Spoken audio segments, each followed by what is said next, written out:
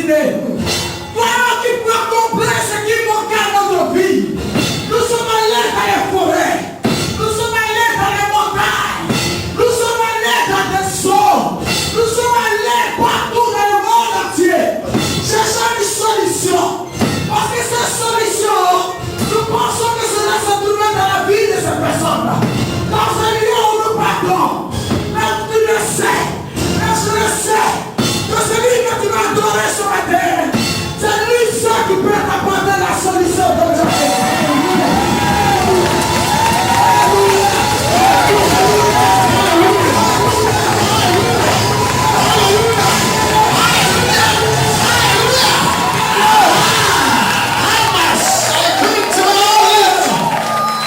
Tu sais ce que Dieu m'a dit? Il y a quelqu'un qui dit, maman, prenez, tu es calme. Quelquefois, il faut rester calme pour que Dieu te parle. Amen. Parce que nous ne sommes plus au stade où nous voulons faire plaisir à non. Nous voulons adorer le vrai Dieu. Nous voulons le magnifier. On a loué le Seigneur, on a dansé. On est arrivé où tu dois lever ton Dieu au-dessus de toutes choses. Alléluia. Dieu fait des gens qui déchirent les vêtements pour l'adorer.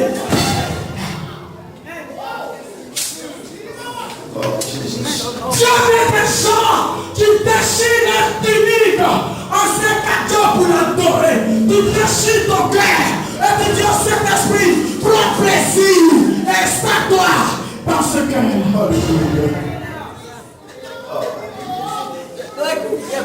Tu as acclamé des autorités. Amen. Tu as acclamé des autorités. Même si on te dit que le président Chirac a besoin de toi, tu vas trembler.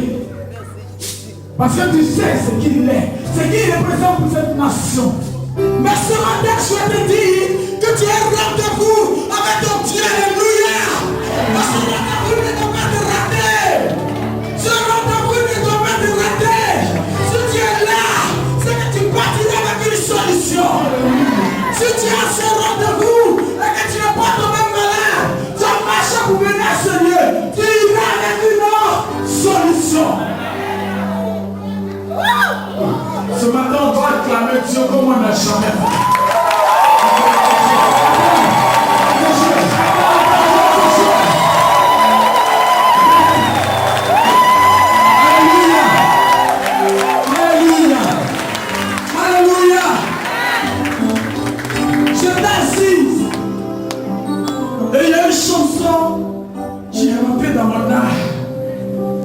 Parce que tu sais que tu es un meilleur ami. Un meilleur ami fidèle qui ne trahit jamais. Un meilleur ami, quand il parle, il accomplit cela. Il n'est jamais en retard. Il a l'air juste du miracle. Amen, amen. Alléluia. Et il est là. Cet ami est là. Je ne veux pas que tu demandes quelque chose à Dieu ce matin. Je ne veux pas. On a trop demandé à Dieu. On veut te reconnaître avec ce Dieu ce matin. On demande tous les jours des choses. On demande des choses. Seigneur, je veux mon voyage. Seigneur, je veux l'argent. Seigneur, je veux des choses. Mais ce matin, Dieu veut que tu reconnaisses son autorité dans ta vie. Sa seigneurie dans ta vie. Son règne dans ta vie. Sa majesté dans ta vie. Oh, frère. La Bible dit qu'elle a répondu son âme devant Dieu. Elle a répondu son âme devant Dieu. Mais je ne veux pas qu'on demande quelque chose. Je te le dis, si tu demandes, tu ne vas pas recevoir. Parce qu'il ne veut pas qu'on demande. Mais tu vas reconnaître qu'il est Dieu. Tu vas t'acclamer pour quelque temps.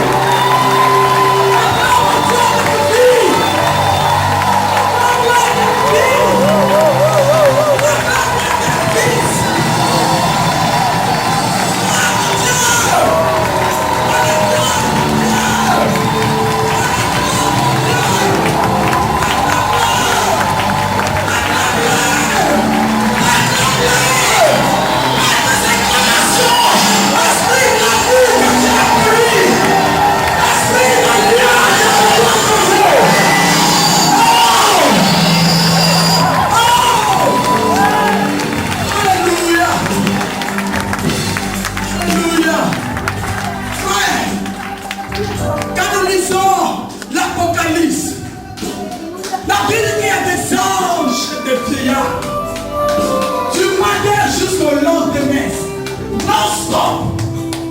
Ils se couchent. Ils se procèdent. Ils reconnaissent que sans ce Dieu-là, ils ne sont rien. Alléluia. Regarde-toi.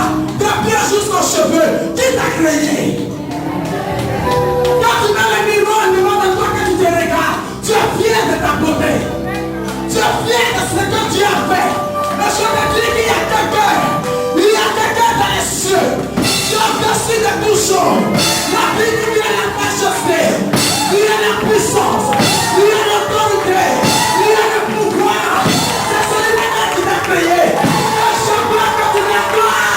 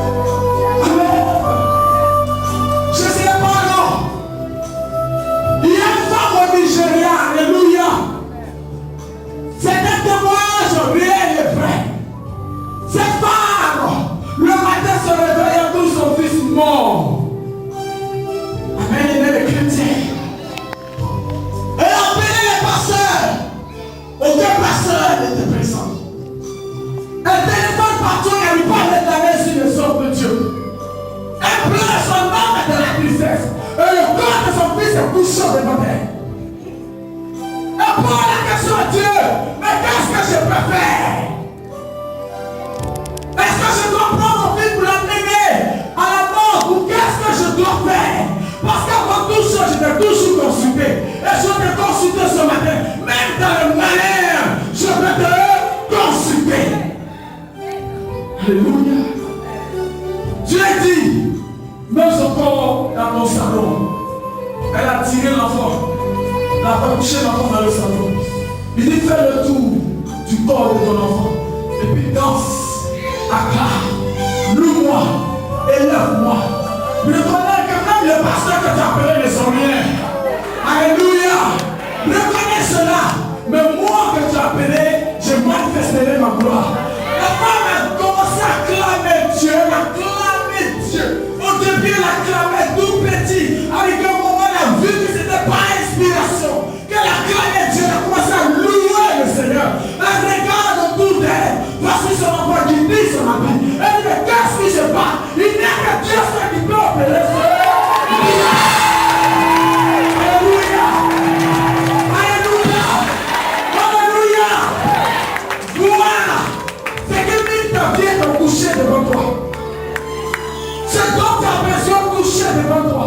Mais tu vas acclamer Dieu. Alléluia.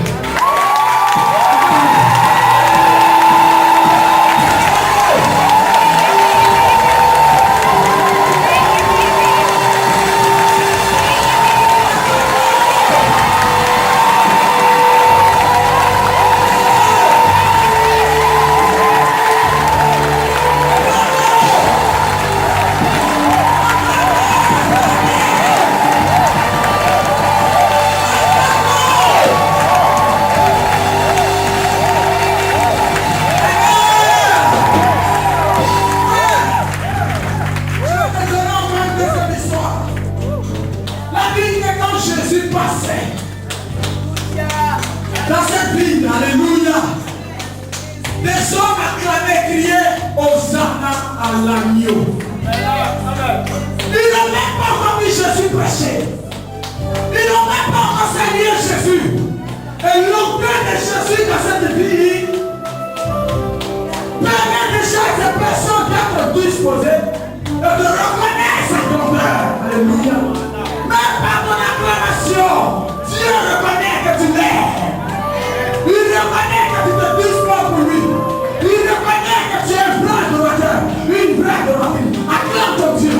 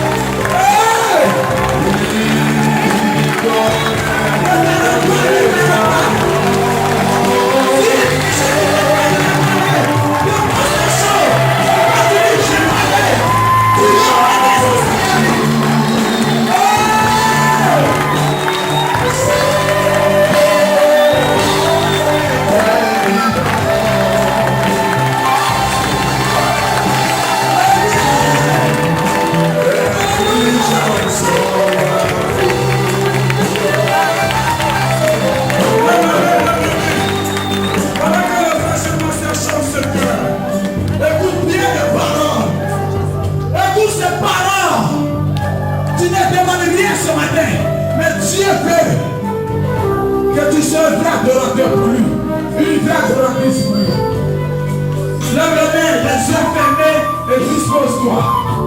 Pendant que la chanson va passer. Alléluia.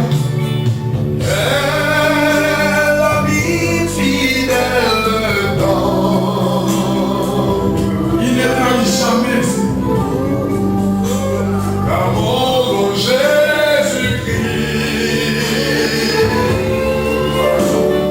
Toujours prêt à nous entendre. C'est vrai, Jean-Marcel est toujours avec le couteau. Répondre à notre cri. Alléluia. Oh,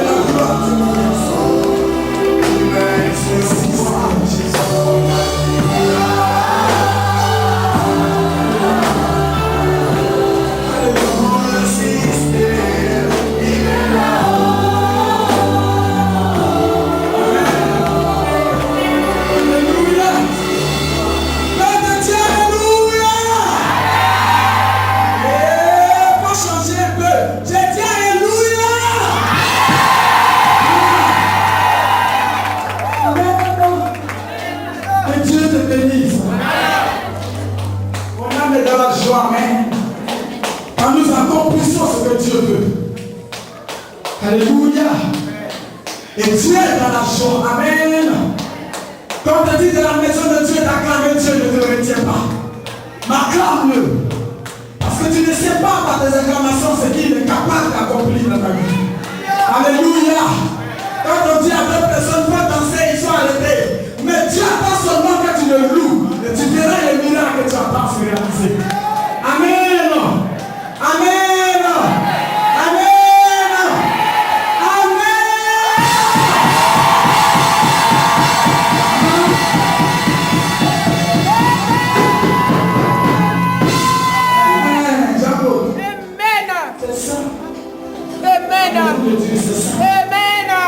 Il y a des bruits qui avancent Dieu. Mais les bruits pour critiquer, pour calmer n'avancent pas. Mais les bruits pour l'adorer avant Dieu. Amen. Alléluia. Que Dieu te bénisse. Et je sais que la parole qui va passer ce matin va te faire du bien. Alléluia. Regarde vers le ciel et puis salue la présence du Seigneur.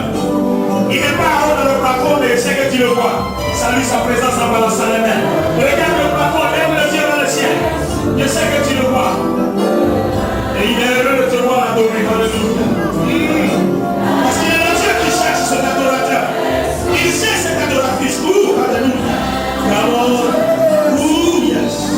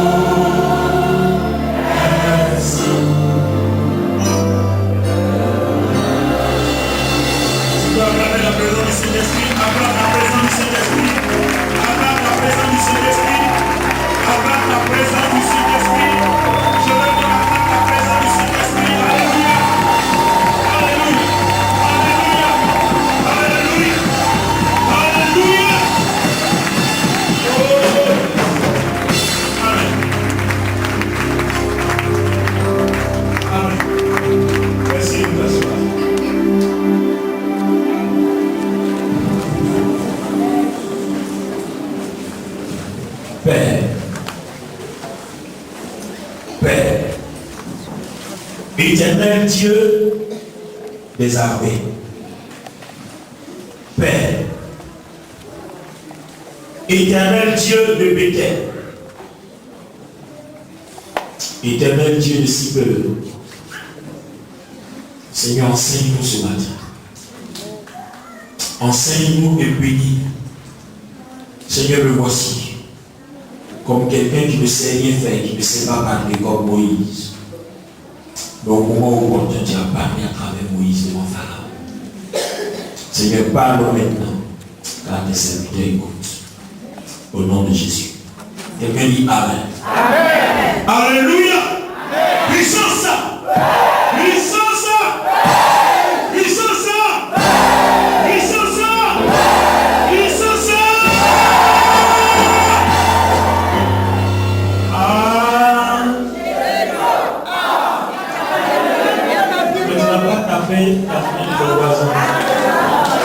Alléluia.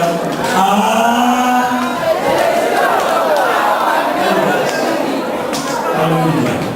Soyez bénis. Alors, les amis, ce matin, il s'agit de louange.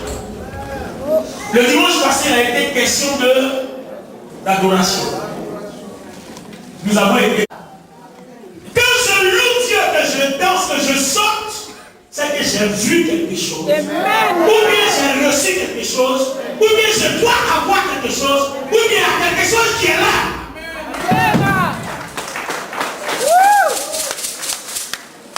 Alléluia. Amen. Le dimanche dernier, nous avons parlé de deux personnages bibliques, deux rois. Le roi Josaphat et puis le roi Ézéchias. À quel moment Josaphat a-t-il loué le Seigneur? Josaphat a loué Dieu quand Dieu lui a parlé dans l'adoration. Quand Dieu lui a révélé comment il devait battre ses trois adversaires. C'est en ce moment précis que la louange a commencé. Ils n'ont pas commencé à louer en face de l'ennemi. Ils ont d'abord cherché la face de Dieu. Et la Bible déclare que Josaphat a proclamé jeune, il a revêtu le sac et il s'est humilié en faisant quoi? En mettant la poussière et la cendre sur ses vêtements au point où on ne reconnaissait plus le roi qui était béni. C'est en ce moment précis que Dieu se releva pour lui demander, Josaphat, que se passe-t-il? Josaphat, je t'ai béni. En temps normal, tu ne dois pas avoir faim. En temps normal, tu ne dois pas être sale parce que les enfants du roi sont sapés, sont bénis, sont propres. Amen. Alléluia. Amen. Dis à quelqu'un, je ressemble à un fils du roi. Alléluia. Amen. Je ressemble au fils du roi. Amen. Et quand tu dis que tu ressembles au fils du roi, il faudrait que tu aies le comportement du fils du roi. Amen. Apprenez à vous habiller comme le fils du roi. Prophétisez sur votre vie. Changez votre langage et votre mentalité. Alléluia. Même si c'est le seul vêtement que vous avez, repassez le bien. Je vous donne une petite confidence. Au début de mon ministère, j'avais bien un petit complet. J'avais deux pantalons, un pantalon vert olive et puis un autre pantalon rouge marron. Et une seule chemise rose. Et puis une cravate qui était marron et puis il y avait des fleurs à l'intérieur. Et j'avais une vieille Weston que un de mes cousins m'avait passé. Parce que je n'avais pas de chaussures. Donc c'était des deux amis. Et figurez-vous, le pantalon rouge bordeaux est gâté parce que j'ai tellement abusé, c'est les deux. Du lundi au dimanche, c'est les deux. Quand un sac, c'est l'autre qui a su le relais. Et le rouge bordeaux n'a pas tenu longtemps, il m'a lâché. Donc je suis resté seul avec le pantalon vert olive et la chemise rose que j'avais. Et cette chemise rose, c'est un cadeau de Noël qu'on m'avait offert. Et Dieu merci, c'est le seul que j'ai pu conserver un endroit dans mon ministère. Alors frère, imaginez-vous. Je dois porter le seul pantalon vert olive lundi, la chemise rose lundi, le pantalon vert olive mardi, la chemise rose mardi, le pantalon vert olive mercredi, la chemise rose mercredi, et ce jusqu'à dimanche. Si par malheur samedi, je n'ai pas eu le temps de laver et sécher, le culte n'est pas bon. Parce que je serai très sale, le prédicateur ne sera pas propre, ne sera pas digne du fils du roi. Alors qu'est-ce que je faisais? Il faut que le dimanche je sois propre. La raison de passer le samedi, je la cire très bien. Quand tu es de loin, tu dis non, mais ça peut me déplacer, ça ressemble à quelque chose. Mais c'était sans complexe. Sans complexe parce que l'essentiel, je devais paraître avec le peu que j'avais de manière digne et propre, digne du messager, digne d'un enfant de Dieu. Donc je cire la raison. Et si jamais le pantalon n'est pas sec le matin, je mets le fer et je passe dessus. Après 5 minutes, il devient sec. Et je le porte, je mets ma cravate, mais quand tu me vois, tu as l'impression de... Mais il est trop béni cet homme, mais c'est le même vêtement. C'est le fer qui a changé son nom de design. Alléluia. Avec le peu que tu as, tu peux ressembler au fils du roi. Alléluia. Avec le peu que tu as, tu peux ressembler au fils du roi, pourvu que toi-même, tu te sentes, tu te comportes, tu te vois comme fils du roi. Alléluia. Amen. Alléluia. Amen. Mes amis, ce matin, il y a un message très très profond, très puissant. Vous savez, le message est puissant. Le message est très puissant. Amen. La louange. Je veux même parler dans les détails, on va les dire. Quelqu'un qui avait moi la louange. Ézéchias déchire. Non, c'est pas lui. C'est Josaphat plutôt qui a fait quoi? Qui a revêtu le sac et la poussière. Alors regardez bien. Dieu dit, Josaphat, pourquoi tu ne manges pas? Parce qu'il a proclamé un jeûne. Alors Dieu est fâché. Josaphat ne dit pas, mais dit, pourquoi tu ne manges pas? Vous ne pouvez pas comprendre que quand des choses bizarres vous arrivent, Dieu en colère. C'est parce que vous ne le voyez pas, c'est ça que vous n'avez pas confiance. Amen.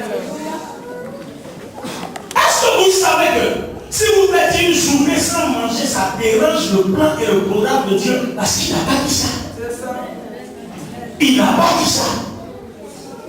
Alléluia. Amen. Dieu descend et dit à Josaphat, c'est quoi le problème? Il dit, on a 3 ennemis. Alors Dieu se lève, il parle.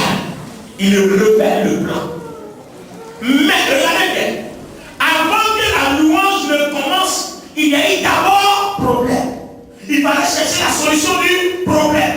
Et c'est à la résolution du problème que nous commençons à parler de louange. C'est la raison pour laquelle la Bible dit toutes choses concourent au bien de ceux qui aiment Dieu. Mais quand on dit toutes choses concourent au bien, ça dit que quand on décortique chaque mot, il y a des choses. Toutes choses concourent au bien. Ça veut dire, si ton pied quoi et que ton orteil est coupé, ça concourt au bien.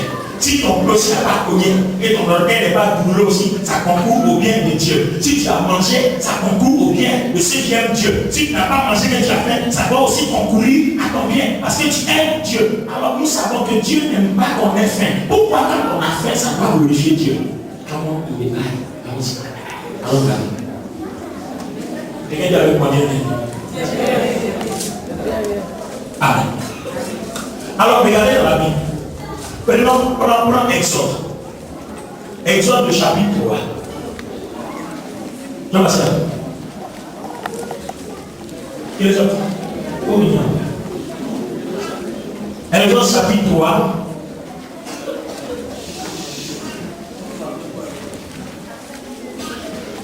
Non, prends chapitre 2, verset 11.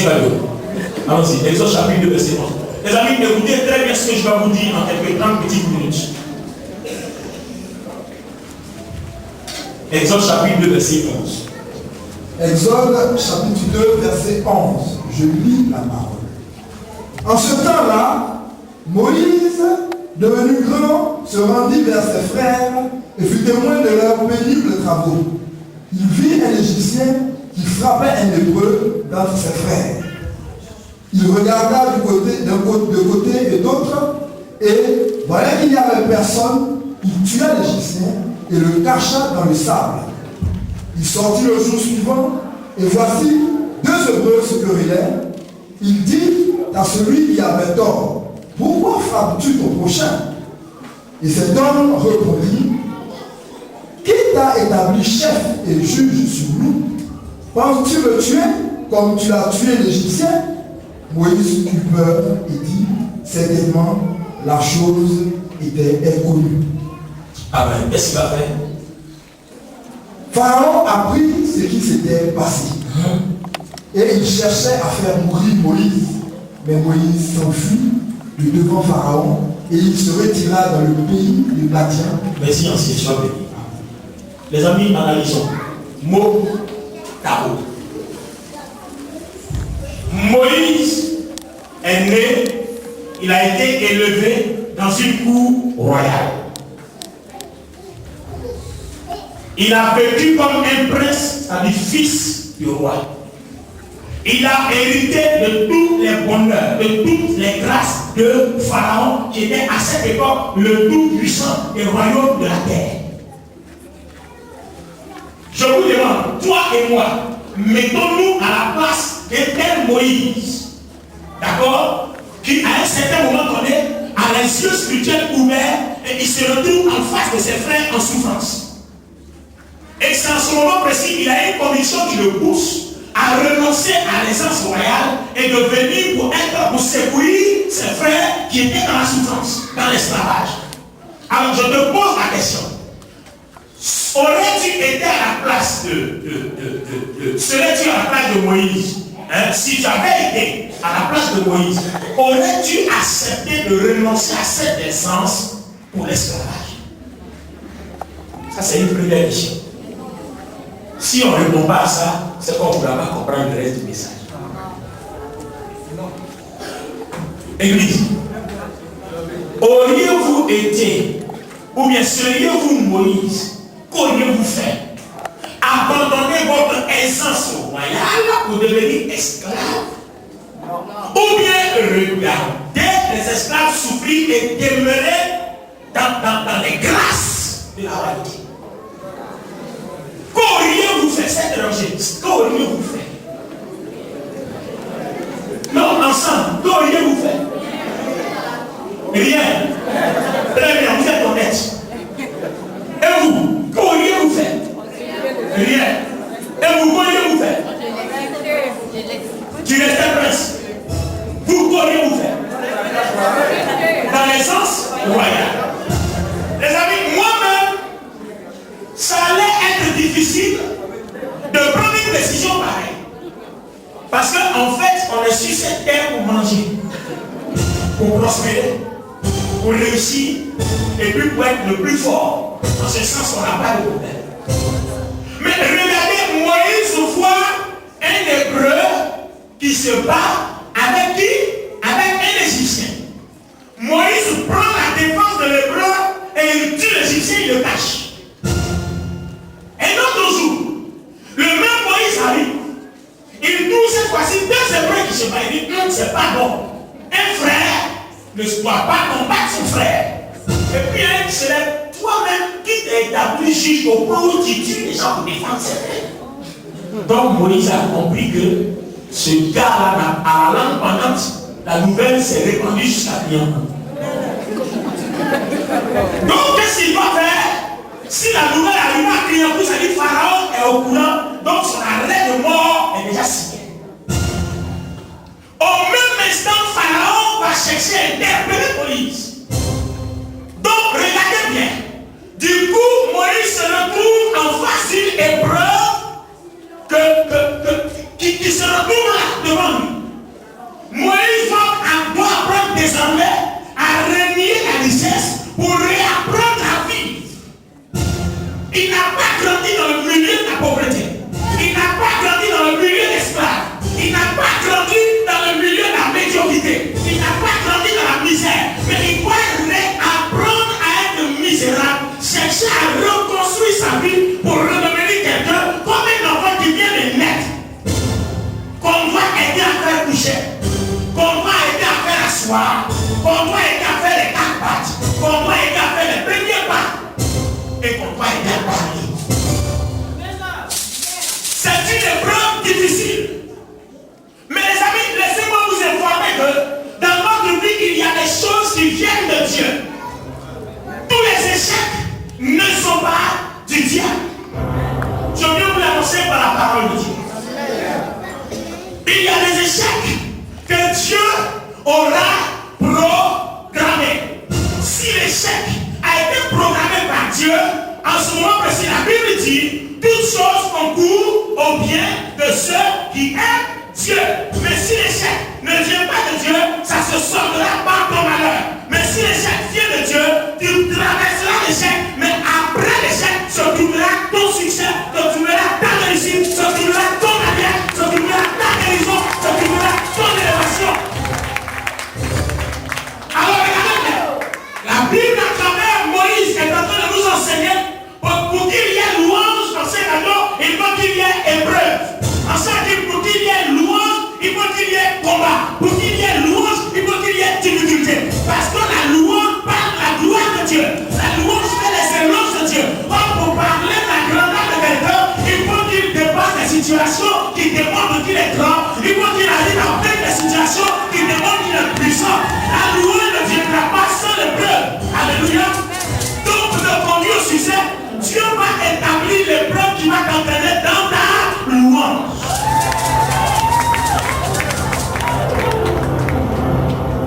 Pour corroborer tout ça, regardez bien la Bible. Moïse fuit et il se retrouve dans un désert. Et ce désert-là, c'est le pays de Madian. Regardez bien dans le pays de Madian, il y a un sacrificateur qu'on appelle Jéthro. Il fait la connaissance de Jéthro. Parce que Moïse s'est retrouvé dans le désert seul, il n'y avait pas à manger, il n'y avait rien. Et comme par hasard, il tombe sur de belles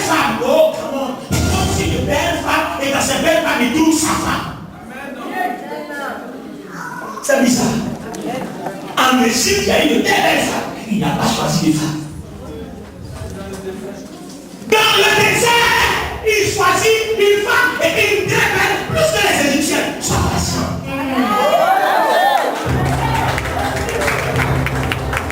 Un enfant de roi, il a la grâce de savoir toutes les femmes. Mais Moïse ne s'est pas gêné dans toutes les femmes.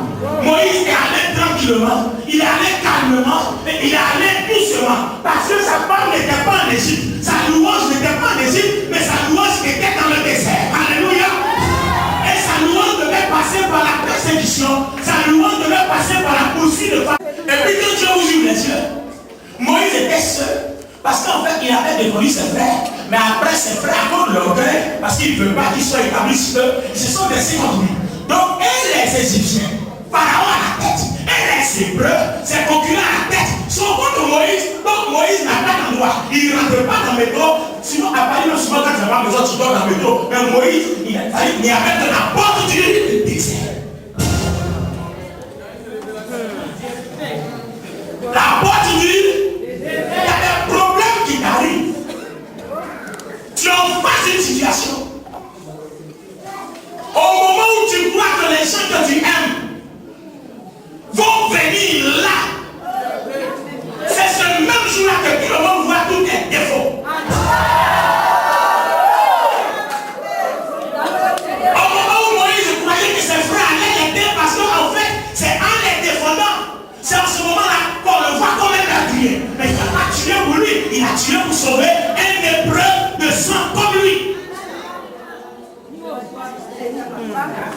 Mais il faut que dans ta vie, Dieu provoque ces genres de situations. Il faut que Dieu occasionne ces genres de situations. Il faut que Dieu organise ce genre de situations. Il faut que Dieu orchestre ce genre de situations. Frère, regarde les début. Tous mes malheurs ne viennent pas du diable parce qu'il n'a pas le contrôle à 100%.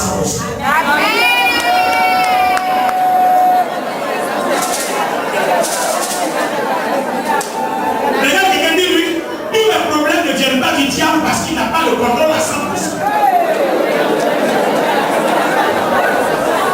Les amis, si tu as donné ta vie à l'Éternel, seul l'Éternel a le contrôle à 100% sur ta vie.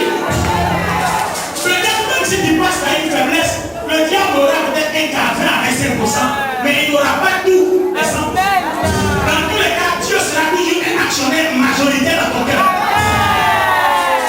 Parce que même si tu arrives de passer par la faiblesse, ton cœur n'a pas renié l'Éternel. La repentance est toujours là.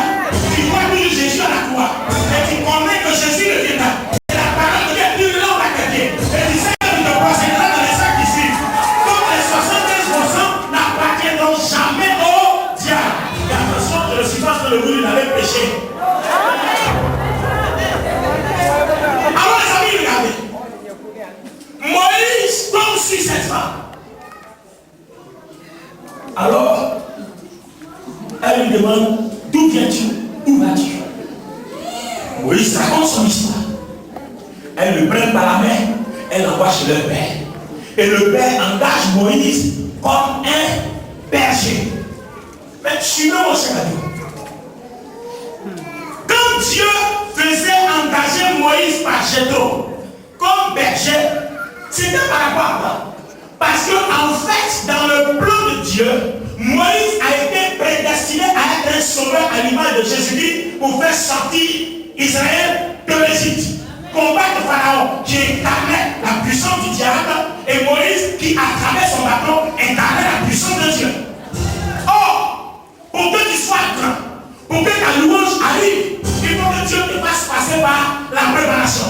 Dans cette épreuve, Moïse tombe sur Jéthro qui l'apprendrait à être berger. Alors que dans sa destinée, c'est le ministère de berger qui devait exercer pour être à la tête d'Israël jusqu'à la sortie, le conduisant jusqu'à maintenant.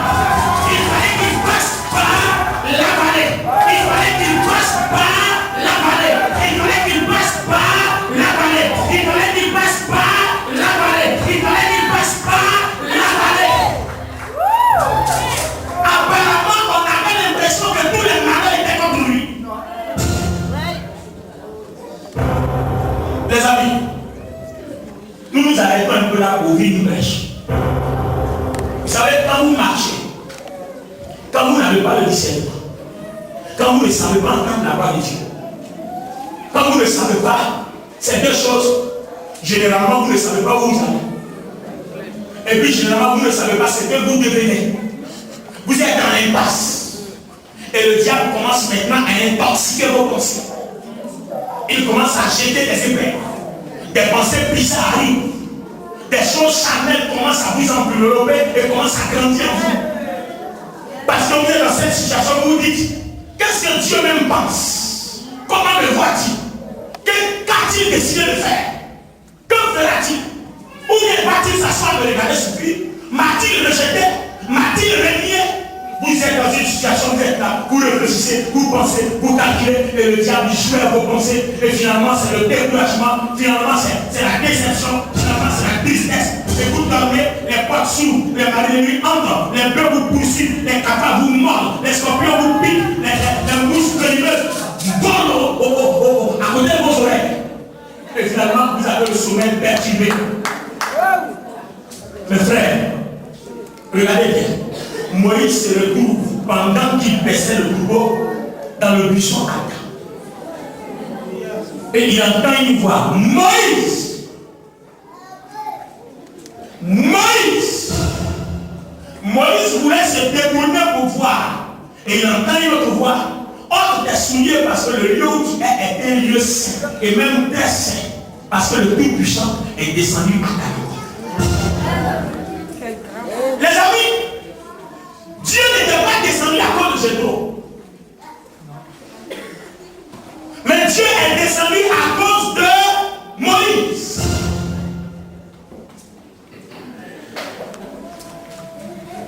Dieu est descendu pour rencontrer Moïse. Dieu est descendu pour parler à Moïse. Dieu est descendu pour confier une mission à Moïse. Dieu est descendu pour confier une puissance à Moïse.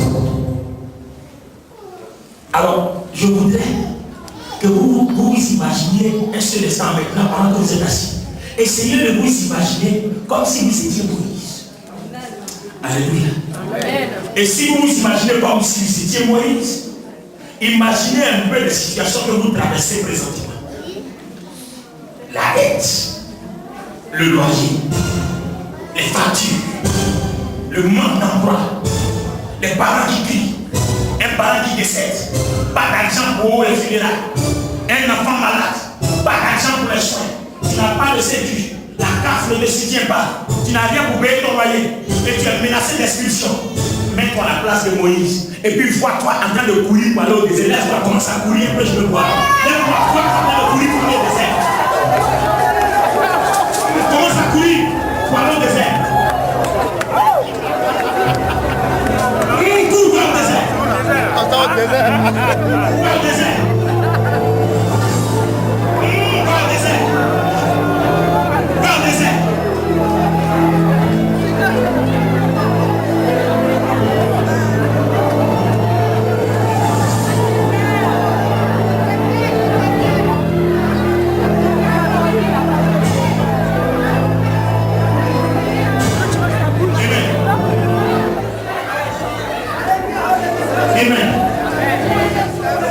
Les amis, écoutez-moi s'il vous plaît. Écoutez-moi. Écoutez-moi. Merci de vous asseoir. Écoutez-moi. Est-ce que vous savez, ancien ami, que chaque minute qui passe dans ta vie, Dieu te conduit vers ta destinée? Est-ce que tu sais que chaque seconde qui passe, Dieu te conduit vers ta destinée? Je connais les projets et les plans que j'ai pour chacun de vous dire. Projet de paix et non de malheur. Mais seulement c'est que quand Dieu dit projet de paix et non de malheur, on ne sait pas comment ça va se réaliser. Ça va se réaliser dans la détresse totale, ou alors ça va se réaliser dans les pleurs, ça va se réaliser dans les cris, les graissements des dents. Comment ça va se passer? Parce que quand Dieu dit, je te bénirai, je te rendrai grand.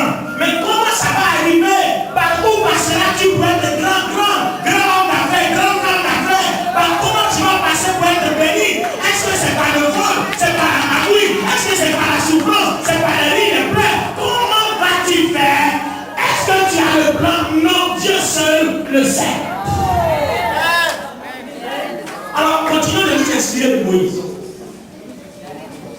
C'est après savoir tuer. Donc, vous comprenez que Dieu lui-même permet que Moïse soit poussé à tuer. Parce que si on disait à Moïse expressement, lève-toi et puis quitte Pharaon, la cour royale, où tu as toutes les grâces. Il y a certains d'entre vous, ils sont tellement bien là où ils sont, au point où ils ne veulent pas bouger. C'est-à-dire, tu es tellement bien que venir à l'église dimanche ne t'intéresse plus. Donc, quand c'est comme ça, Dieu crée quelque chose pour que tu sois amené à courir dans l'église.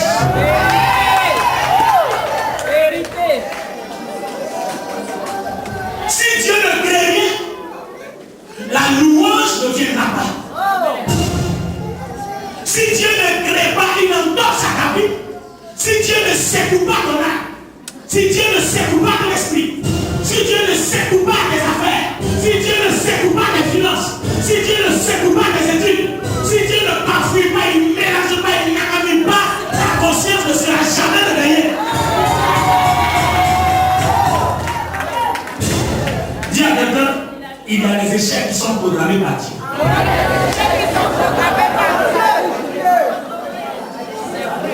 Imaginez-vous quelqu'un qui ne travaille pas. Il est fidèle à l'église. Faites-lui une offrande de 10 €, il va payer 10 000 €. Mais le jour où il a un emploi où il est payé à 2500 €, il ne paye plus la dîme de 250. On ne le voit plus à l'église, on le voit maintenant dans les maquis, dans les bas de lui, en bonne et due compagnie.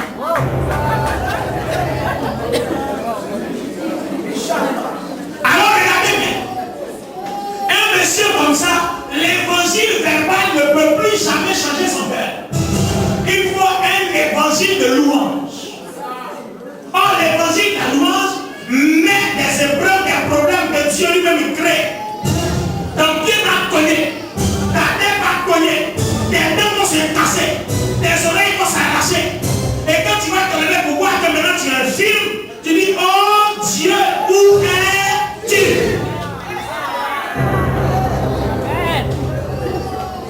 Si Moïse n'avait pas fui, comment Israël aurait-il eu un leader pour le délivrer?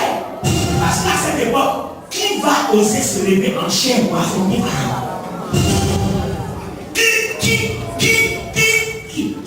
Qui va oser se lever pour Pharaon? La renommée de Pharaon faisait peur parce qu'il était le plus dangereux à cette époque.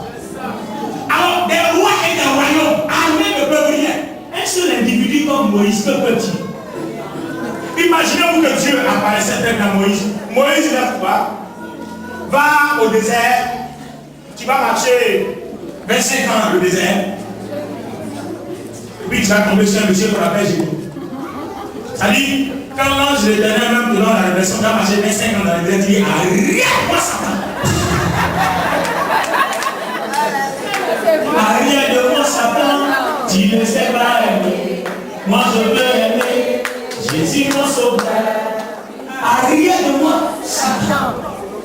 Parce que tu as dit, Dieu n'a pas dit ça. Dieu n'aime pas qu'on souffre. Mais, tant que vous n'avez pas encore appris la culture de l'épreuve, tant que vous n'avez pas appris l'intelligence de l'épreuve, la sagesse de l'épreuve, il vous sera difficile de proclamer les louanges de Dieu.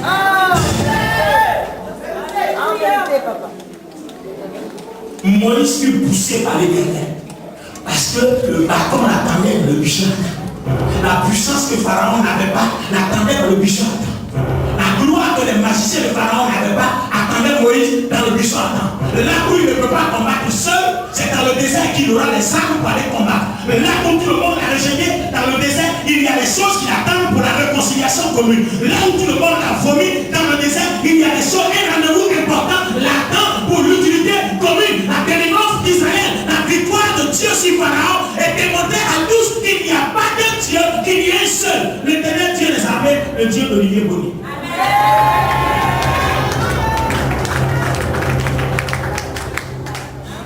Frère, Vous voyez, des choses vous arrivent, asseyez-vous. Rentrez en vous. Cherchez à vous connecter avec Dieu. Réfléchissez, fléchissez et réfléchissez.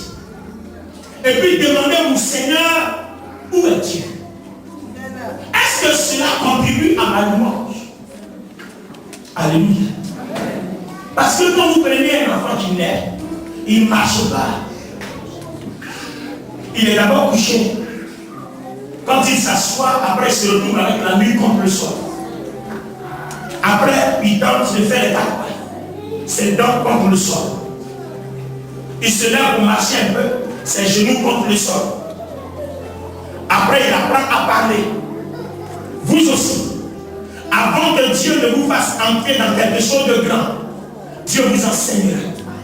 Dieu vous formera. Dieu apprendra à vous délivrer. Dieu apprendra à vous refaire.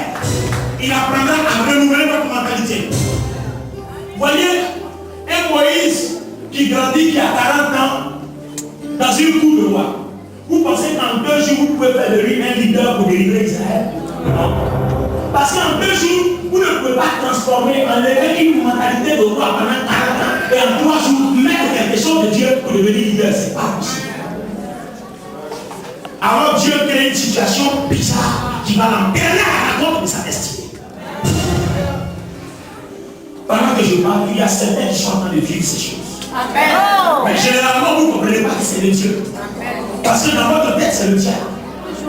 Mais le diable n'a pas les 75%. C'est Dieu qui a les 75%.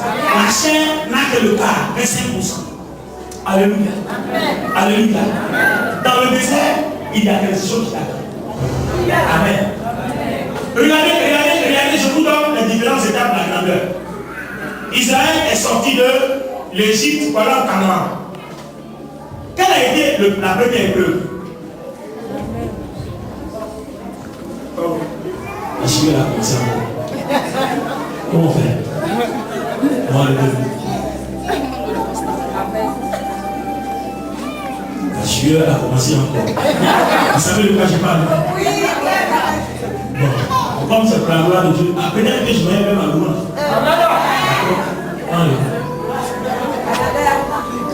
Dieu va me donner un temps pour vous baptiser. Ça fait. On va un temps pour vous baptiser.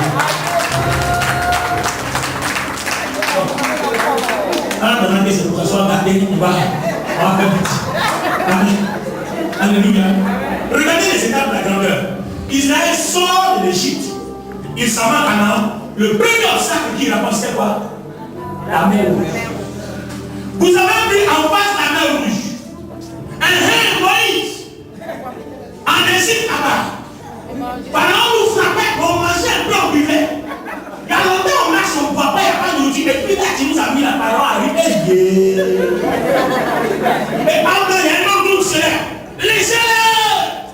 Il nous a dit on est là. Il nous a laissé notre parole. Dieu. Oh, vous avez oublié, qu'est-ce qu'on a dit à Jésus? Dieu le crucifié. Parce que Moïse était l'image des sauveurs. Regardez bien. Pourquoi les gens avaient différentes mentalités? Parce qu'en sortant de l'Égypte dans ces bateaux, leur mentalité était la mentalité d'esclaves. Or Dieu les envoie à Canaan au cours de l'air de miel, une mentalité royale. Alors qu'est-ce qu'il faut faire? Le trajet ne peut pas faire 2 jours. Parce que si le trajet fait 2 jours, ils vont tout garder là-bas. Donc Dieu dit, le trajet va faire 40 jours. Et en 40 jours, Dieu même va les exciter à commettre des péchés. Et le trajet va faire 40 ans. Pourquoi? Parce qu'en Canaan où ils partaient, c'était dans la cour des grands. Les grands sont puissants. Les grands sont forts. Donc il fallait que Dieu leur apprenne à faire la guerre. Dieu leur apprenne à avoir faim. Dieu leur apprenne à avoir soif. Dieu a appris beaucoup de choses. Et au moment où ils traversaient le Jourdain, ils avaient les facultés de louer Dieu et de faire tomber les murailles de Jéricho sans bombe. Alors vous comprenez tout.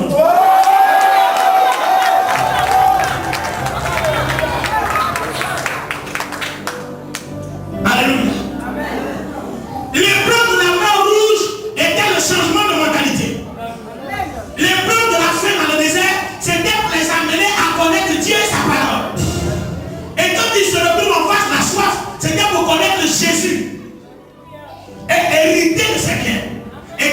nous met en face la guerre, c'était pour qu'ils apprennent à compter sur Dieu et Dieu seul.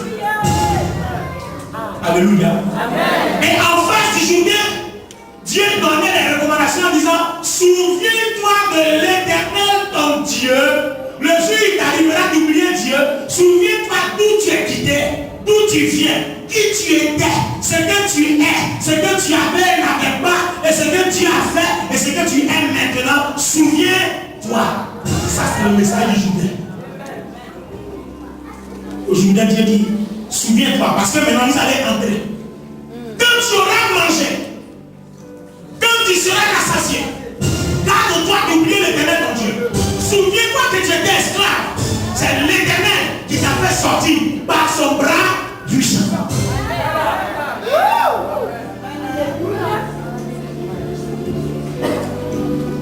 Quand vous commencez à entendre Dieu vous dire, souviens-toi, souviens-toi, c'est que l'heure de la louange commence à sonner. Les amis, la louange célèbre Dieu. La louange magnifie Dieu. Si vous n'êtes pas passé par l'épreuve de la formation, vous ne saurez jamais louer l'Éternel. Je vous disais au début que la louange vient de quelque part. Quand vous voyez quelqu'un qui danse, qui transpire, vous voyez quelqu'un qui loue, oh yeah!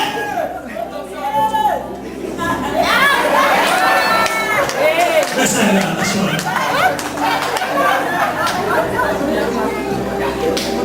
Vous pensez qu'une personne peut danser comme ça? Il sait d'où il vient. Il sait où il est quitté. Il sait ce que Dieu a fait pour lui. Et il sait ce que Dieu a fait. Le marabout ne peut pas le faire. Parce qu'il a tout se promener chez les marabouts. Il a dit tourner partout. Il n'a rien trouvé. Et c'est en Dieu seul. Alors quand il voit désormais le poids de lui, il fuit. Mais quand il arrive à l'église et à la louange, mon frère, il danse, il roule. Et on se dit, ce gars-là, qu'est-ce qu'il a? Mais il y a eu une rencontre avec Dieu. Il y a eu des points de changement de mentalité, des points de conversion, des points de transformation. Et maintenant, c'est l'heure de la louange. C'est là où on va élever Dieu. C'est là où on va glorifier Dieu. C'est là où Dieu va se manifester. C'est là où Dieu doit se révéler. C'est là où Dieu doit agir. Oh! Oh!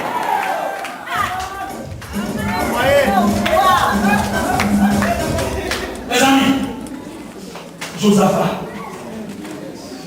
Trois grands tâches. Josaphat porte le sang. Certainement, peut-être que Josaphat était un roi orgueilleux. Parce que tous les rois d'Israël étaient orgueilleux. C'est Dieu lui-même qui suscite ces trois nations pour que Josaphat apprenne à se tenir à terre. Vous arrivez à l'église, quelqu'un qui s'appelle dans un beau costume. Tu as fait ta belle coiffure. Ton habit tout blanc, bien joli. Et puis on dit coulé. Il dit, ah, l'église des jeunes, là, maintenant c'est comme ça qu'on fatigue les jeunes. Les jeunes pasteurs de Dieu, c'est comme ça qu'on fatigue les jeunes. Mais à 40 ans, je ne suis pas jeune. Je suis un homme. Voilà. Je veux passer par là. Amen. C'est mon visage qui fait jeune. Amen. Parce que je suis un grand sportif. Et j'ai des belles sportifs. Chaque dimanche, le coup 10 km avant de venir à l'église. En fait, j'étais là matin, tu m'as pris au lit. Ceux qui chantaient, ce qui passent dedans dans la maison. Chaque dimanche matin, je fais mon trajet avant de venir. Donc quand j'arrive depuis que je presse juste les juste sans partir, il dit non, il est fort. C'est un entraînement. Tout cela, ça passe par des préparations archaïques pour venir nous produire les choses de Dieu. Vous voyez quelqu'un qui prêche, il parle, et puis on n'en fait pas. C'est pas un chien. Mais c'est préparation.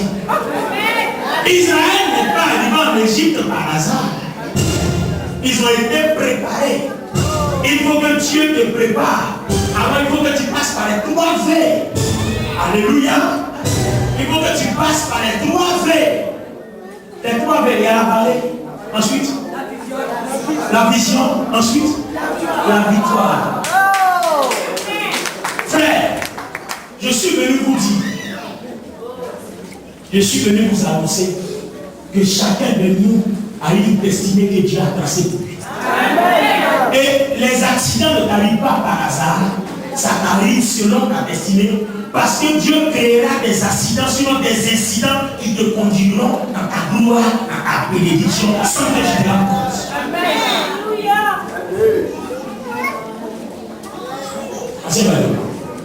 La louange a deux phases. Vous savez, il y a un pasteur à qui Dieu a fait une glorieuse révélation. Et un séminaire nous a partagé, quand nous tous nous avons fouillé la Bible, on a vu que ce pasteur avait la révélation. C'était quoi? Une femme est venue le trouver. La femme était enceinte. Et puis elle est dans son 12e mois d'enfant.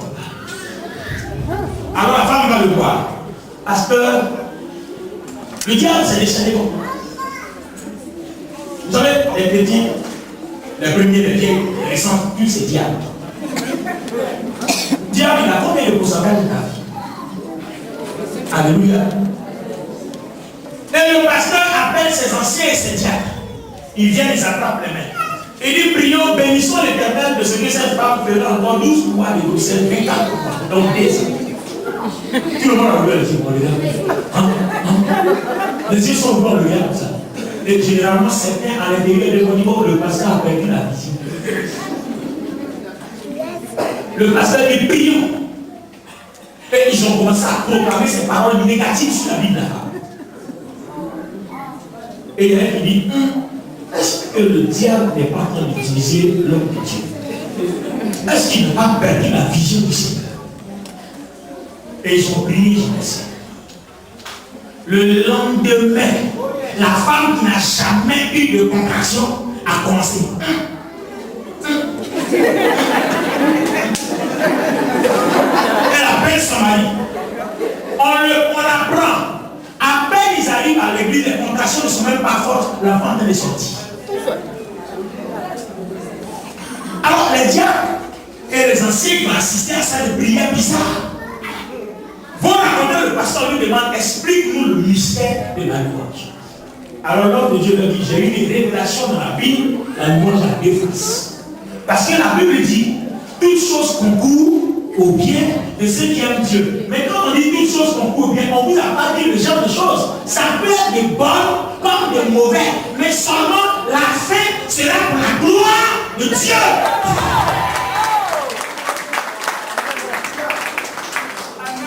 On se comprend? Amen. On se comprend? Amen. Tu peux ne pas avoir ton enfantement maintenant. Laisse Dieu te former. Sarah a 90 ans, elle a fait. Mais avant qu'à 90 ans, Sarah enfant, vous savez l'histoire de Sarah. Sarah ne croyait pas en Dieu, elle avait une foi incrédule. Les anges qui sont venus, quand ils ont dit à la prochaine saison, on dit, mais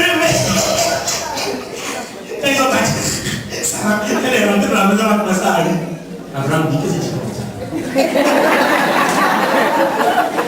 Vous voyez les deux, c'est Abraham qui avait la foi, mais Sarah était très incrédule. Il fallait que Dieu prépare Sarah à croire. Parce que Jésus a dit à Marthe et Marie, ne t'ai-je pas dit que si tu crois, tu verras la gloire de Dieu. Alors comme tu es incrédule, on va créer des événements bizarres pour t'amener à croire. Voilà pourquoi Sarah a traîné jusqu'à 90 ans. Parce que si c'était à cause d'Abraham, ce l'ancien d'abord, il aurait eu son enfant. Parce que le premier jour qui est arrivé, Abraham, lève-toi, il se lève tout, Dieu n'a même pas parlé. Si c'était à cause d'Abraham seul, il aurait eu son enfant début. Mais c'est à cause de Sarah, ça a tué. Il y a parmi vous des gens qui sont très durs, très nerveux. Il y a des gens qui sont très bizarres. Il y a des gens qui ont beaucoup de choses en eux. Et donc c'est comme ça, pour que Dieu vous fasse entrer dans votre destinée, il faut que Dieu vous débrouille. C'est pour cela qu'il y a des processus de bénédiction qui prennent leur temps. Pourquoi te marie s'attire? C'est pas en vain. Parce que peut-être actuellement, tu es très grande menteuse. Si on te marie dans ce mensonge, on va te divorcer très vite. Donc Dieu prend son temps pour te débrouiller, mais tu n'as pas encore compris le message. Si tu vas comprendre, entendre le message, tu sauras que ton temps de louange est arrivé maintenant. Parce que c'est ça que Dieu entend. Tu es dans toutes les discussions. Tu vas voir une femme, Dès qu'elle voit quelque chose, elle s'en va. Oui, oui, tu vois.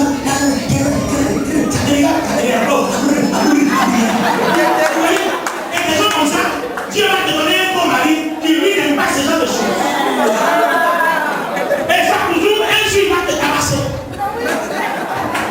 Et c'est à partir de là que les complications vont commencer à arriver. Parce que ce qu'il n'aime pas, c'est ce que tu es. Il va Dieu. Un moment où tu as dit, c'est le palais me délivrer. On m'a envoyé ici. Voilà, maintenant j'ai tous les problèmes. Il a dit souvent que vous avez des bénédictions. Et vous vous dites, Seigneur, tu m'as trop vite donné. Voilà, attendre. Parce que là, ça me crée des problèmes. Quelqu'un dit la louange. Yeah. Quelqu'un dit la louange. Quand tu deviens bishop, les yeux voient clair. Les profondeurs des mers. Les amis, regardez. Regardez. Vous prenez aussi un cas. C'est quelqu'un qui est sur la gueule. Partout il passe la boule. Vous savez pourquoi la boule? Parce que c'est quelqu'un qui est quelque chose. Vous savez pourquoi quelque chose?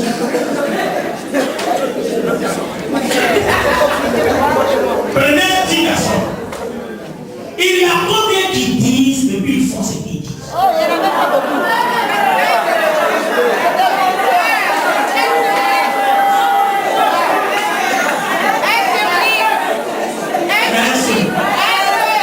Qui dit et qui fait souvent il y a aucun de.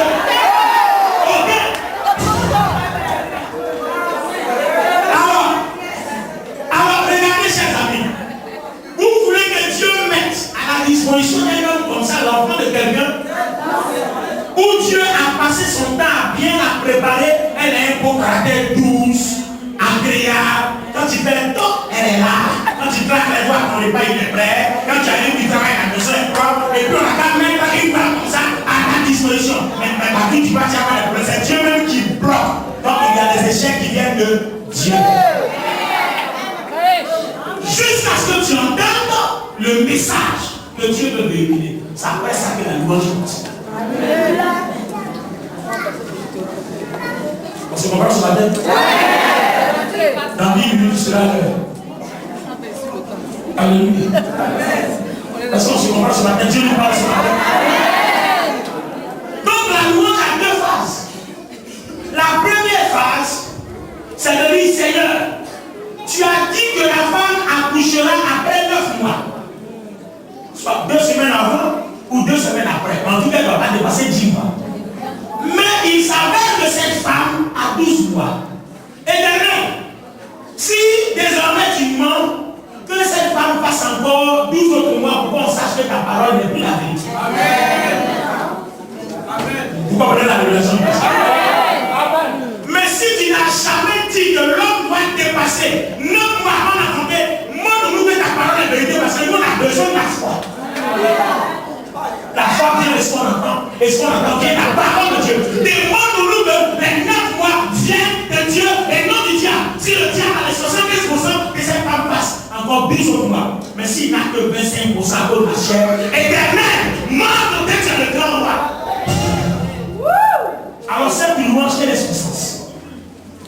Quand vous commencez à proclamer Dieu, en prenant Dieu pour auteur de quelque chose dont il n'est pas l'auteur, il vient démontrer que c'est pas lui tout de suite. C'est pour ça que toute chose concourt au bien de ceux qui aiment Dieu. Et la Bible ajoute que ce soit en bien, que ce soit en mal. Dites que le nom de l'Éternel soit glorifié. Que ça passe par un malheur, que ça passe par un bonheur. Si Dieu est la cause, il glorifiera, il confirmera, il démontrera, il montrera que c'est lui qui est l'auteur, afin que tu crois que ta foi soit affermie. Quelqu'un dit la louange. La louange. Généralement, dans la louange, quand vous avez bien mangé, vous êtes bien assasié. Et derrière mon Dieu, moi, je te bénis parce que. Oh, ben, que dis-je? Oh, cette journée a été formidable. C'est vrai que j'avais eu quelques indications avec mon patron, mais là ça peut s'arranger, mais ça va. Béni soit ton Seigneur.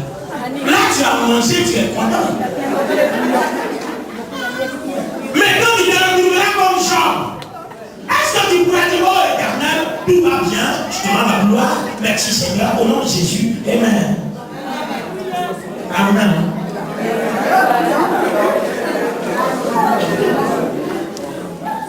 Alors frère, vous comprenez? Regardez comment le diable, c'est là que je vais m'arrêter aujourd'hui pour la première partie de la louange. Regardez comment le diable a accusé Job. Le diable est comparu devant la présence de Dieu. Et il lui demande, d'où viens-tu? Il dit, je viens de Bakouna. Et puis Dieu lui dit, est-ce que tu as vu Job? Donc c'est entendu la question. Et puis tu sais quoi le diable va répondre? Il dit, c'est parce que tu l'as béni qu'il te loue. Mais elle a raison. On ne lui a rien demandé à Pasmodi. Il est venu mettre un sujet où on n'a même pas appelé affairage. Tu as vu ça? C'est même pas la question que Dieu lui a posée. Mais en fait, il a révélé ce qu'il cherche sur la terre. On dit, est-ce que tu as vu Job? Il dit, oh, c'est parce que tu l'as béni qu'il te loue. Et commence à arracher un peu les choses que tu vas voir. Pas tes maudits. Donc, qu'est-ce que Dieu fait? Pour voir si tu bénis Dieu quand tu es rassasié, alors Dieu lui-même, il met l'épreuve. Mais seulement il a dit à Satan, tu ne toucheras pas son âme parce que c'est sur ta parole que je l'éprouve. Alors, vous comprenez que quand l'épreuve vient de Dieu, ça ne conduit pas à la mort. Amen. Tu peux être grand drogué, grand alcoolique. Mais si c'est parce que tu as le cœur dur que Dieu te fait passer par là avant de le connaître, ça ne te conduira pas à la mort. Tu vas avoir un cancer dans ça, mais Dieu va te guérir. Léon Dicho a été guéri comme ça. Il avait la tuberculose et Dieu l'a guéri miraculeusement parce qu'il devait le servir juste avant. Pourtant, il était un grand fumeur. Grand fumeur. À la porte de la mort, c'est là qu'il a été guéri parce qu'il devait servir Dieu juste après. Il fallait que ça passe par là. Eh oui. Je sais que parmi vous ici, il y a des personnes ici, si la sorcellerie ne vous avait pas travaillé pour le jamais accepter Jésus. Donc Dieu permet que la sorcellerie vous prenne tout, que la sorcellerie vous casse la tête, que la sorcellerie vous casse tout, votre argent, tout. Et puis quand tout est dur, vous le levez à gauche, vous le levez à droite, derrière, devant, il n'y a personne. En ce moment précis, laisse une seule. Marchez, marchez. Personne, personne. J'ai tourné, tourné. Personne, personne. J'ai fouillé, fouillé. Il n'y a vraiment personne comme lui. J'ai vraiment marché. Marcher, marcher, personne. J'ai tourné en rond. J'ai tourné en rond. J'ai même fouillé. Fouillé, fouillé, fouillé, fouillé. J'ai vraiment marché. J'ai tourné en rond, j'ai même fouillé. Fouillé. Mes amis, je vous suis. J'ai parcouru l'univers, je cherchais un refuge.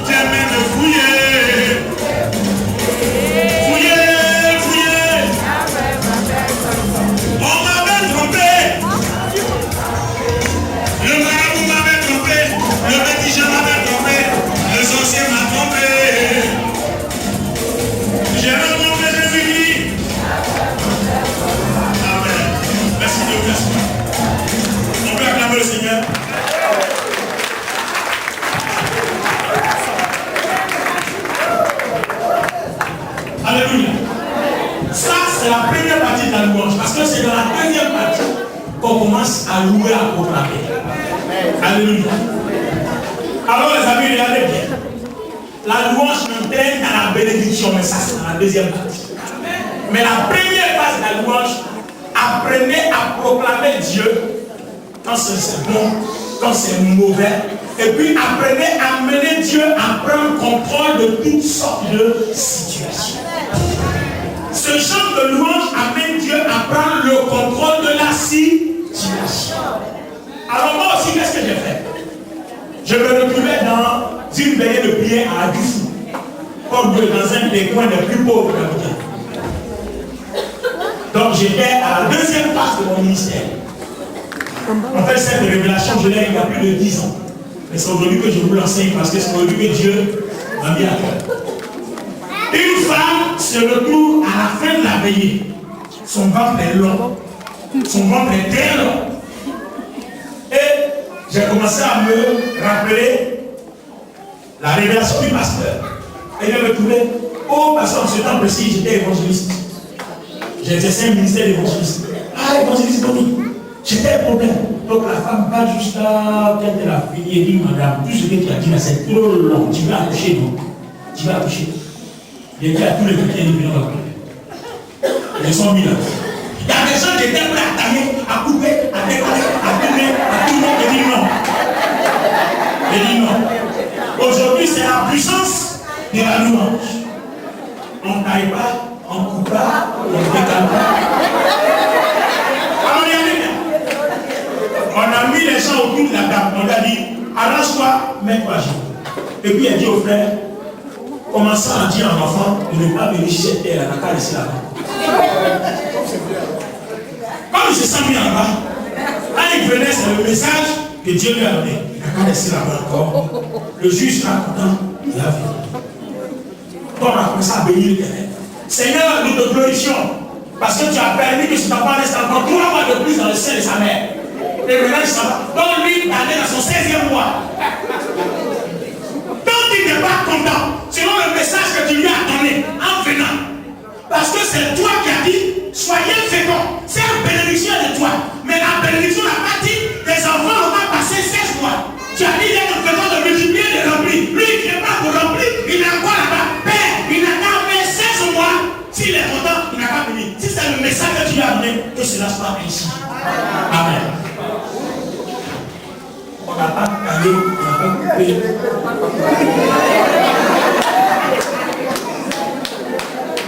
Vous voyez, je vous dis la vérité devant le Saint-Esprit. À 5 h du matin, la veillée est finie. La femme est rentrée chez elle à 6h30, elle se retrouve à l'hôpital, elle a accouché.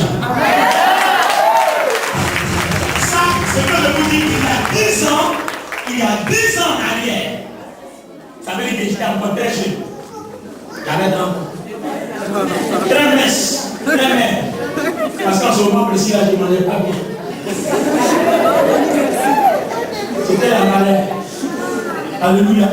Alors, mes amis, que ce soit en bien, que ce soit en mal, que le nom de l'Éternel soit béni. Que cela soit notre première louange. Il a fallu que Dieu passe par l'épreuve, la difficulté, le désert, pour que Moïse aille rencontrer la puissance. Si vous n'avez pas tué, si on n'avait pas poursuivi le tuer, il n'aurait jamais eu ce bâton qui a fait tomber Pharaon. Donc, c'est ça. C'est la première partie. Il faut que tu passes. Dans toutes les situations, travail, foyer, argent, partout, tu vas passer par là. Levez la main. Parce que Dieu peut parler sur la vie des gens.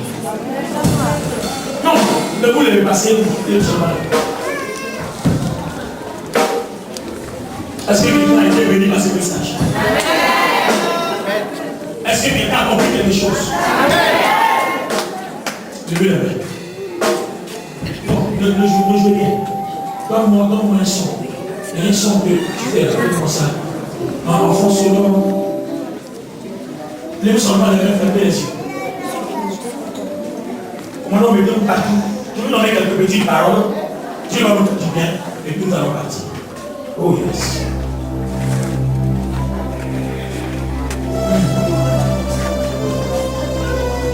Il y a 3 femmes.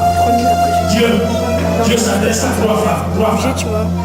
Pendant le tour battu, 3 femmes que Dieu va bénir. Leur problème, Dieu me dit, ce sont vos enfants. Je vois 3 femmes. Tu as beaucoup pleuré, mais tu m'as dit. Tu as beaucoup pleuré, tu as beaucoup dépensé, tu t'es beaucoup investi. Oh, femme, tu m'as dit. La louange est arrivée. La louange est arrivée. Et pendant que je parle, c'est mon chien, il va dans ta vie. Et tu ne t'attends pas que je sois là où tu es. Parce que la gloire de Dieu, c'est une consolation qui descend. Pour pas changer le statut de ton enfant. Maintenant, oh, comment maintenant?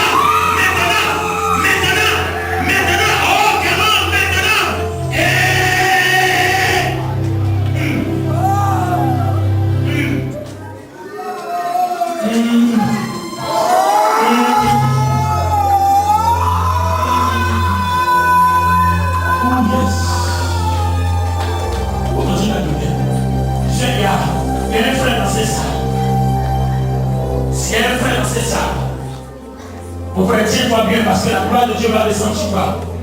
Je vois ton histoire. Ancien, son histoire, c'est la coquerie qui est remplie dans sa vie. Parce qu'on l'a toujours vu comme le dernier. C'est-à-dire, tu n'as jamais eu de considération sur toi. Parce que quand on regarde la position des autres, de tes frères, de tes cousins, des membres de la famille, tu ne donnes jamais bonne impression de réussite.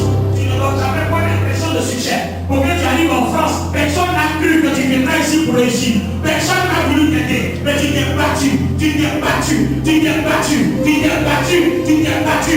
Et c'est la main de Dieu qui t'a entraîné. Pendant que tu arrivais, tu ne le connaissais pas. Mais c'est lui qui t'a entraîné. Parce qu'ici, tu devrais le rencontrer. Comme Moïse, dans le désert, qui a rencontré le bâton et la puissance, Dieu me dit qu'en France, tu devrais être appelé à servir l'Éternel. Tu vas le servir comme je le sais. Tu vas le servir comme je le sais. Tu vas le faire comme je le fais.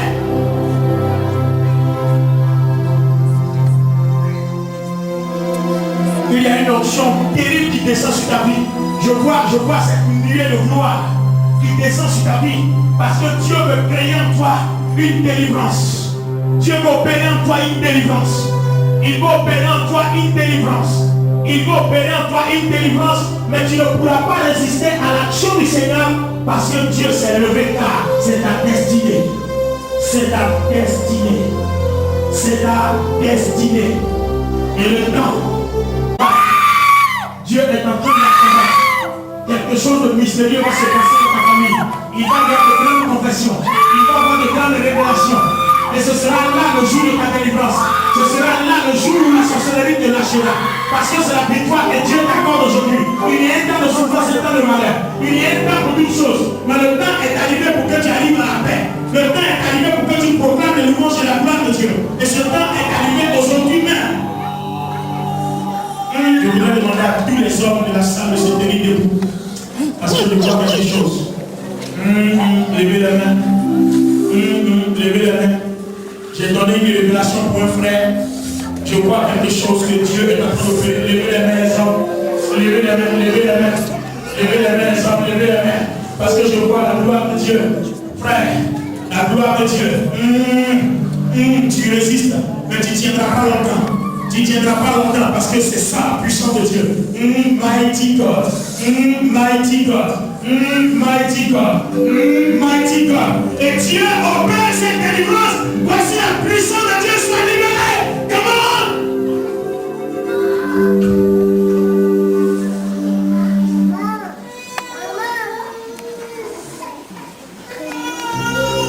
Amenez-le. Me laisse assis.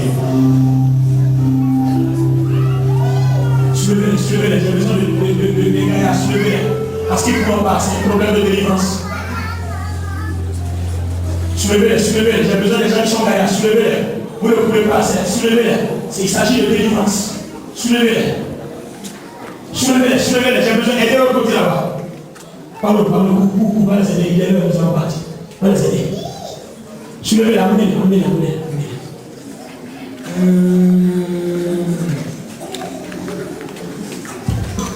Allumez-les.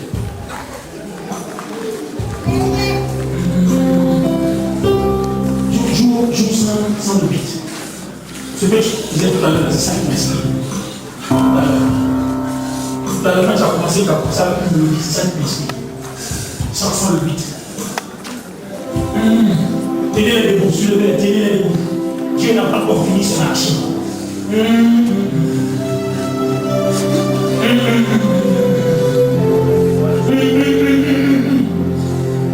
Dieu n'a pas fini son action. Le bâton de Moïse sera pour vous. Après la délivrance, Dieu te tend la main, te tend le bâton.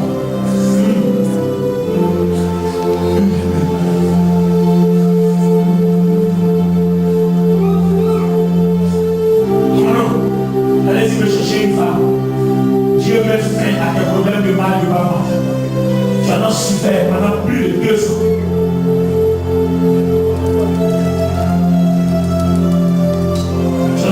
Pendant plus de 2 ans. Et à la même période, le mal revient chaque année. À la même période.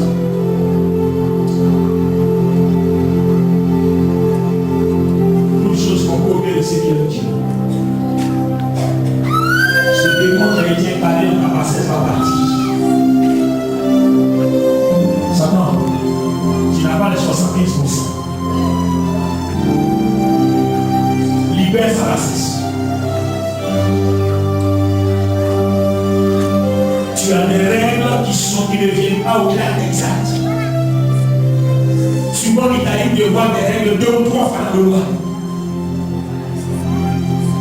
C'est l'esprit de la partie aujourd'hui. Aujourd'hui. Aujourd'hui. Aujourd'hui. Aujourd'hui.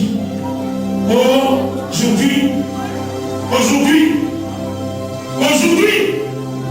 Aujourd'hui, tu la lâches.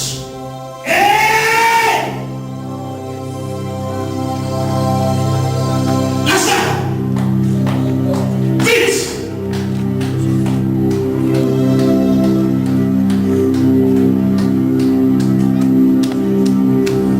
Lâche-la. Vite. Lâche-la.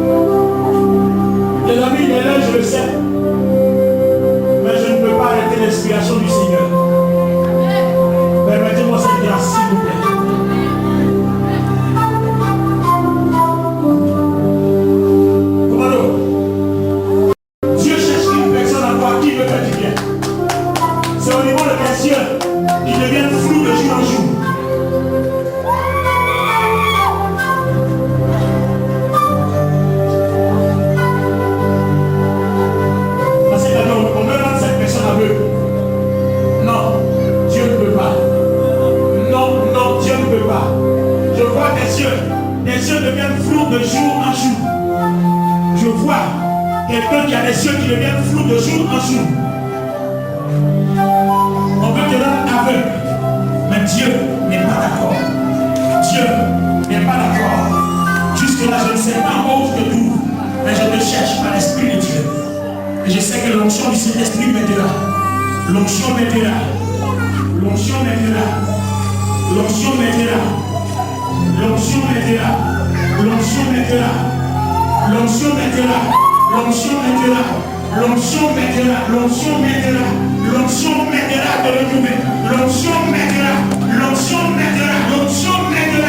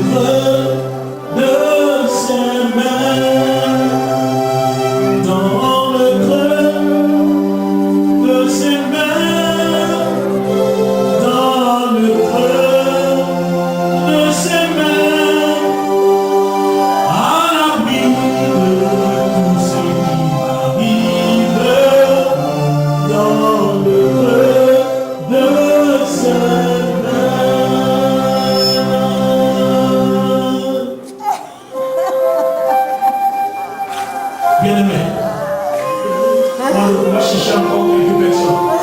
Après, nous allons arrêter. On va chercher quelques personnes. Attendez que je vous donne la parole. Les amis, soyez prêts, soyez disposés. Parce que Dieu donne une grâce à louange. Que ce soit en bien ou en mal, que le nom de l'Éternel soit béni. Parce qu'une chose concourt au bien de ceux qui aiment Dieu. Quand tu aimes Dieu, il commencera. Ça veut dire que le commencement pour Dieu n'est pas important.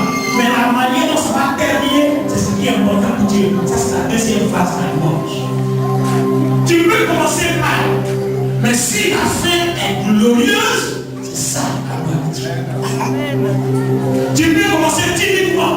Mais si la fin est pour la puissance de Dieu, et pour le témoignage que Dieu est puissant, c'est ça que Dieu veut.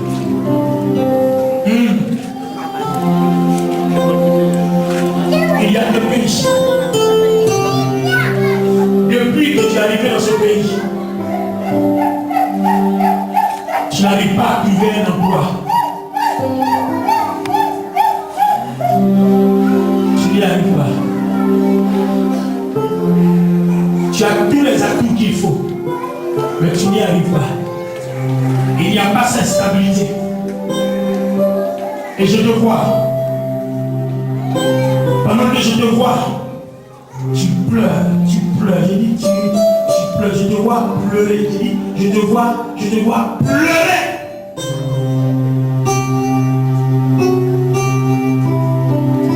Parce qu'il y a eu plus de 3 décès où tu n'as pas été à mesure d'intervenir.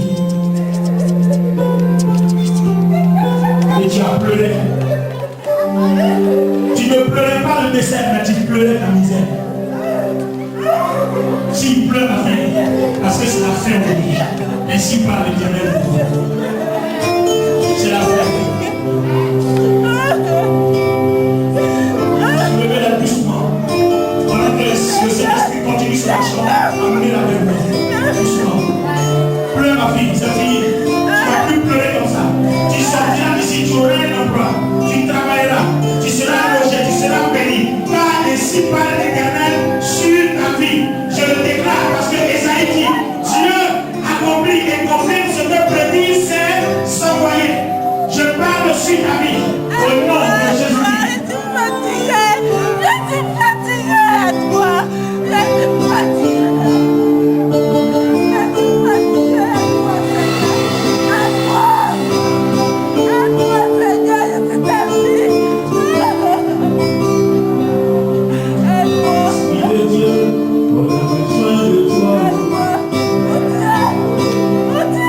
Esprit de Dieu, on a besoin de toi.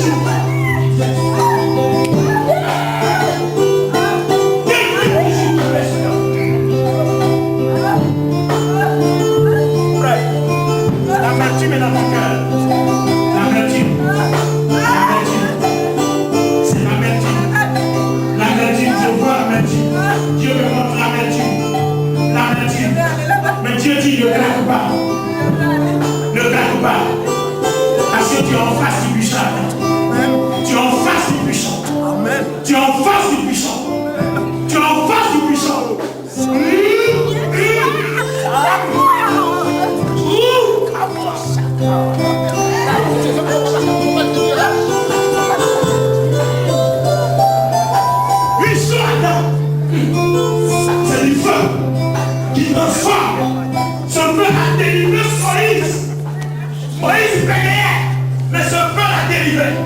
Il dit, je ne sais pas parler. Dieu n'y va. J'ai suscité Aaron. Mon moment opportun devant Pharaon. Moïse a parlé par la puissance de Dieu. Et aujourd'hui, cela te traverse.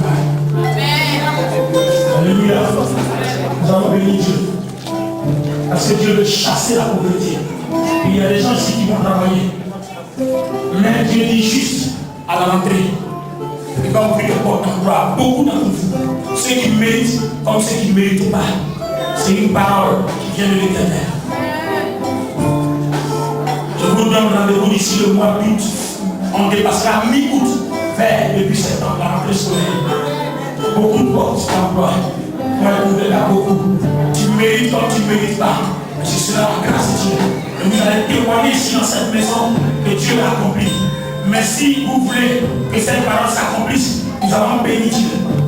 Nous allons bénir Dieu. Alléluia. Nous allons bénir Dieu. Nous allons bénir Dieu. Il y a des gens qui travaillent, qui vont avoir des augmentations. C'est-à-dire, on va augmenter votre salaire, vous n'allez pas comprendre pourquoi. Mais sachez que Dieu le fait pour vous. Alors, sache que tu es en face du Jourdain. Souviens-toi de l'Éternel quand tu entreras en Canaan, là où coule le lait et le miel. Parce que quand Dieu t'ouvrira ses portes, c'est parce que Dieu veut t'utiliser, veut se servir de toi. Dieu veut que tu sois un instrument, un canal pour glorifier son nom. Je te parle de la part du Seigneur. Alléluia. Si tu crois que je suis un homme de Dieu, Dieu te bénira. Si tu crois que Dieu parle à travers moi, Dieu te bénira. Nous allons bénir Dieu chrétien. Je vais prophétiser sur vous et nous allons partir. Excusez-moi pour les 30 minutes de retard. Yes. Donne-moi un panier. Non, donne-moi ce que je suis. Donne-moi ce que je suis.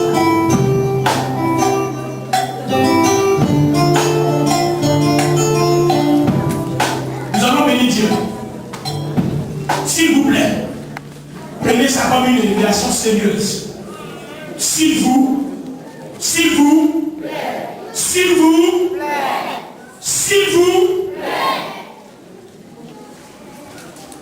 si Dieu parle pour délivrer quelqu'un, il peut aussi te délivrer de la pauvreté, du chômage, même de la situation de sans-papier. Mais je sais que ce matin, sinon cet après-midi, Dieu ne me dira pas ça dans ta vie. Pour confirmer la parole, il y a une personne à qui on vient de faire une proposition de mariage. Une femme qui vient de recevoir une proposition de mariage. On veut te marier. On veut te marier. On veut te marier. Mais il va avoir des complications. Il va avoir des complications. Et là, au niveau de la famille, les parents ont commencé déjà à être attachés. Je vois cela maintenant. Mais ce n'est pas le plan de Dieu parce que c'est qu'on est. Les femmes, levez les mains. Levez les mains. Levez les mains.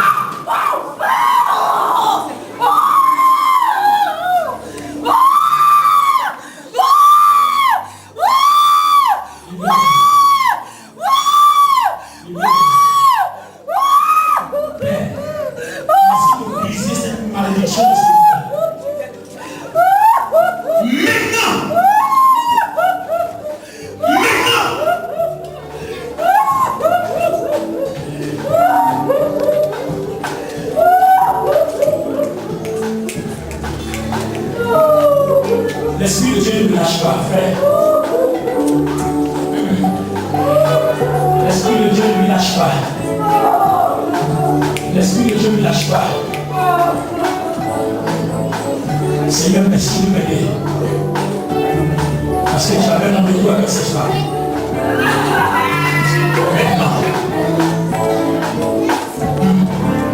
Maintenant, par la puissance de mon onction, merci parce que tu avais rendez-vous avec cette femme. Amenez-la, amenez-la. Il est sur l'autre. Il est sur l'autre. Il est sur l'autre femme. Et pendant que celle-ci arrive, l'onction va la saisir. L'onction va la saisir. L'onction va la saisir. Parce que le temps est arrivé. Pour qu'on vous marie. C'est inscrit dans votre étoile. C'est inscrit dans votre étoile. C'est inscrit dans votre étoile. C'est inscrit.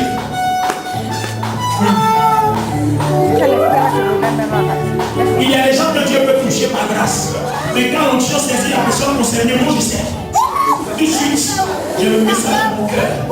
Parce que je sais qui Dieu cherche. Il y a des personnes qui peuvent être touchées par grâce. Mais les concernés, je dis l'esprit de nous pas. Prends la grâce. grâce et que cette délivrance soit opérationnelle en toi. Et pendant que je prie pour toi, cette délivrance est communiquée à cette deuxième personne que Dieu cherche. Et ce rendez-vous est pour toi maintenant. Voici la main, la puissance de Dieu maintenant. Dieu te relève pour entrer dans tes grâces. Come on!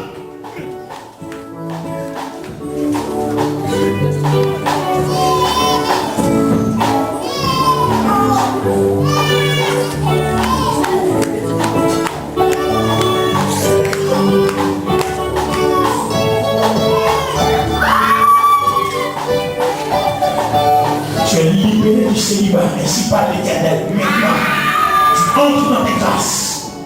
Ainsi par l'Éternel. Non, Jésus-Christ. Ceci est la grâce de Dieu. Au nom puissant de Jésus-Christ. Il y a des gens que Dieu touche par grâce. Fais ainsi ta grâce. Au nom puissant de Jésus. Donc c'est la révélation de sa grâce. Frère, Dieu s'est levé. Venez vers votre action. Ceux qui sont animés de ta action de grâce. Tous ceux qui ont les offrandes, venez faire. Venez, nous allons bénir Seigneur. Pendant que Dieu est en action, je vais prier pour l'ouverture des différentes portes. Lily, là ils vont faire les offrandes. Je continue à filmer, je coupe. Nous allons bénir Dieu, frère. C'est une tout. Je coupe la voix, s'il te plaît. Alléluia. Amen. Lève les mains, j'ai prié le Seigneur. Mais nous te donnons rendez-vous le dimanche. Le jeudi, nous sommes ici. Tous ceux qui veulent un entretien, qui veulent nous parler, qui veulent passer à la délivrance. Alléluia. De 18h à 21h et le mercredi, le culte du soir. Lève les mains. Si je parle, tu dis Amen. Que Dieu te bénisse. Amen. Que lui qui t'a touché ce matin ouvre les portes de grâce pour ta vie. Amen. Que la puissance de l'Éternel se révèle à toi. Amen. Que Dieu